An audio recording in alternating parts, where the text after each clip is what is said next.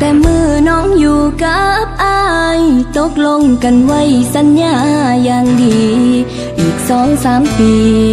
เก็บเงินได้เฮาสิจัดงานแต่งน้องก็ฮักอายฮักหลายฮักแหงถนอมทอมแพงให้อายอย่างดีเกือบได้1 ปีฮักเฮานี่มันมาพังก่อนแต่งอายถามมาเหตุผลของน้องหากเฮาสองมันยังขาดบ่อนใดขอบอกเลยอายเหตุผลเฮานั้นบ่เข้าใจกันอยู่กันมาเกือบปีน้องก็มีเพียงอายบ่เคยมีไผบ่ได้นอกใจมีแต่อายคนเดียวอายคือมาใส่หายว่าน้องทำให้อายคักแท้น้องหาว่าลิ้นบ่พอยังอยากเป็นโสดบ่พอมีคู่กายก็อยู่กับอายใจมีเพียงอายอย่ามาหาตู้บอกมาเบิ่งดูอายเอาหูเอาตาใส่เห็น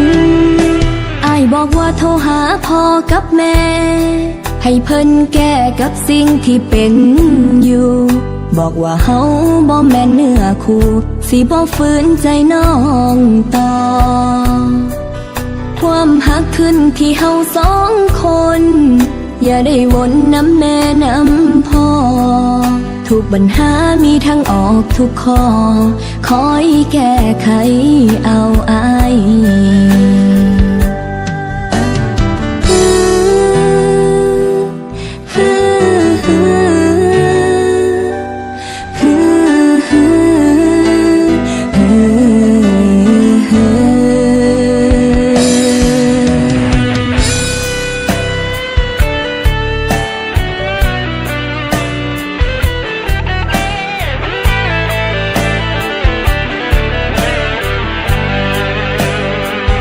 อยู่กันมาเกือบปี